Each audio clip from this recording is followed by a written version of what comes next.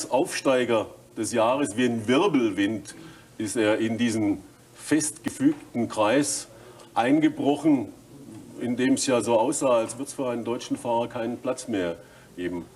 In einem halben Jahr muss ja unheimlich viel passiert sein. Haben Sie viel gelernt in diesem halben Jahr oder war eigentlich alles ganz normal?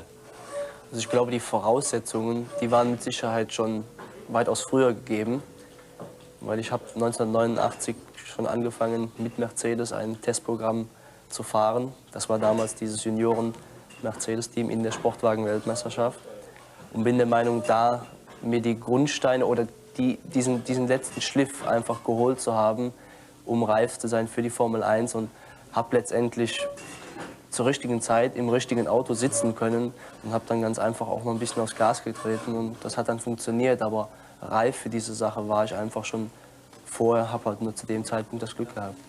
Was aber Ihre Bewunderer bemerken, ist die Selbstverständlichkeit, mit der Sie in diese Formel 1 eingebrochen sind. Diese Sportwagen, von denen Sie geredet haben, der Mercedes Silberpfeil, viele Leute werden den kennen vom Bild her. Das sind ja ganz andere Autos, viel größer, viel schwerer. Woran Sie sich vielleicht gewöhnen konnten, war die PS-Zahl, die Geschwindigkeit, aber trotzdem die Formel 1 mit den freistehenden Rädern, das muss doch was ganz anderes gewesen sein.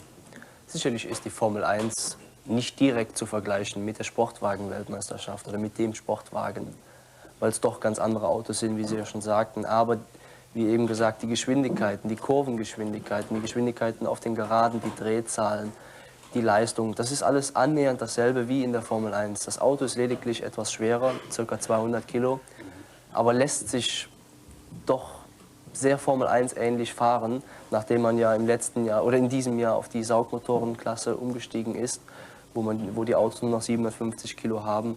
Und das war mit Sicherheit ein ganz, ganz großer Schritt in Richtung Formel, weil die Autos doch sehr, sehr identisch geworden sind. Und deswegen fiel es mir einfach sehr leicht, in diesen Formel 1 einzusteigen. Angst haben Sie gar keine gehabt, nicht mal Herzklopfen, oder? Ich muss überraschenderweise sagen, ich war sehr relaxed, sehr ruhig zu diesem Zeitpunkt. Ich weiß selber nicht warum. Wie gesagt, ich war sehr überrascht.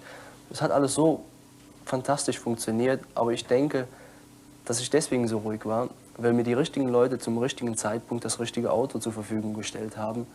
Und das war der Grund. Wie ist das eigentlich bei der Fahrerei?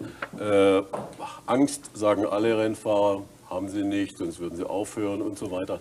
Aber es gibt doch immer wieder kritische Situationen bei Tempo 250, bei Tempo 300. Stelle ich mir auch vor, da verkrampft man erschrickt, man fasst das Steuer fester an, man reagiert vielleicht falsch, wenn ich überholen muss. Geht bei Ihnen der Puls nie nach oben in solchen Situationen? Sie kommen um eine Ecke rum und da ist einer rausgerutscht, steht quer auf der Fahrbahn. Ja, solche Sachen sind, das ist natürlich gerade eine Extremsituation, da geht der Puls mit Sicherheit hoch. Machen Sie dann immer das Richtige? Bis jetzt muss ich sagen, hatte ich in dieser Hinsicht sehr wenig Probleme. Ich kann, glaube ich, bis jetzt sagen, dass ich in den Situationen fast immer das Richtige gemacht habe.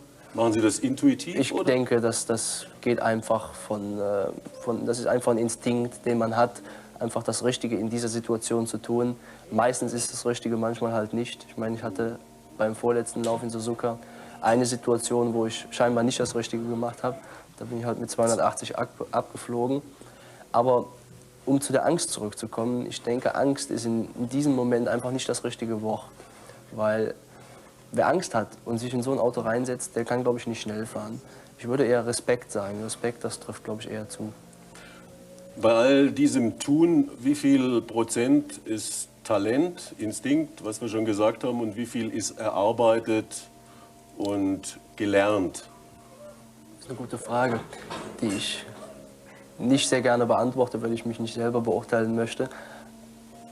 Deswegen, ich weiß nicht, also ich bin der Meinung, dass alles in diesen Situationen stimmen muss. Dann kann es auch funktionieren, aber in Prozentzahlen auszudrücken. Lassen wir vielleicht Auto 50% und Fahrer 50% sagen. Sie haben bei diesen Rennen auch auf Ihnen bisher unbekannten Strecken fahren müssen, sind gut gefahren, haben Trainingszeiten gefahren, wo Sie unter den besten 6, also in den ersten 3 Startreihen standen, haben 5. Plätze belegt, ganz erfolgreich. Wie geht man an so unbekannte Strecken ran? um gleich dann mitfahren zu können mit den Leuten, mit Sennas und Prosts und Alesis und Mansells und wie sie alle heißen? Das ist einfach eine Situation, die ich durch diese Sportwagen oder die ich durch meine Erfahrung, die ich mit dem Motorsport mittlerweile gesammelt habe, einfach machen kann, dass ich mich auf neue Strecken einfach sehr schnell zurechtfinden kann, weil ich es einfach schon im Blut habe und einfach schon diese ganzen Sachen hinter mir habe und das Auto einfach sehr gut kenne und mich nicht erst noch groß ans Auto gewöhnen muss, sondern einfach auf die Strecke kommen kann und mich auf die Strecke konzentrieren kann.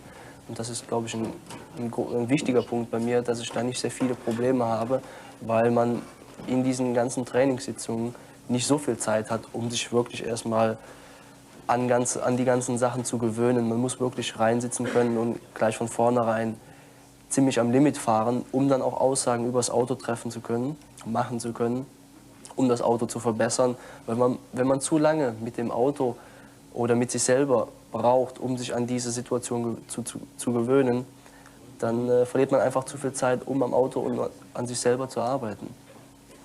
Sie gehören Mercedes-Benz, wenn man so sagen. Sie haben einen Vertrag dort und man weiß, dass Mercedes-Benz Ihnen auch die Möglichkeit geschaffen hat, in der Formel 1 zu fahren, sie praktisch an die Formel 1 ausgeliehen hat. Jetzt hat Mercedes den Rücktritt von der Sportwagen-Weltmeisterschaft, also dieser Meisterschaft, in der die Silberpfeile fahren, erklärt. Jetzt warten natürlich alle auf die Formel 1 und dass der Michael Schumacher in einem Mercedes Formel 1 fährt. Gibt es diese Möglichkeiten? Also die Möglichkeiten sind mit Sicherheit, also nein wäre mit Sicherheit falsch. Von meiner Seite aus kann ich nur sagen, dass ich sehr, sehr happy wäre, wenn dieses geschehen würde. Ich glaube, für einen deutschen Fahrer könnte es einfach nichts Besseres geben, wie in einem Mercedes-Team zu fahren. Die Gegebenheiten, die Voraussetzungen im sauber Mercedes-Team wären mit Sicherheit gegeben. Inwieweit es sich realisieren lässt, das liegt leider nicht in meiner Entscheidung.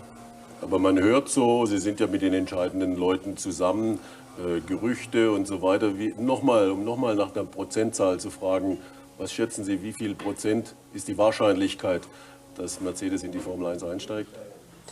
Also Prozentzahlen wären da, glaube ich, am falschen Ort. Es ist nicht entschieden. Es besteht nach wie vor die Möglichkeit, dass Mercedes den Einstieg macht. Es besteht aber auch nach wie vor die Möglichkeit, dass Mercedes es nicht macht. Und das wird sich, glaube ich, in Zukunft entscheiden, ob oder ob nicht.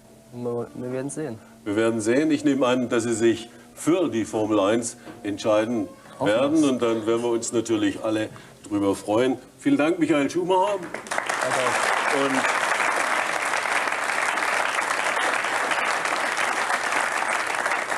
dass Sie noch die Zeit finden für einen schönen Karibikurlaub, bis die Saison wieder losgeht.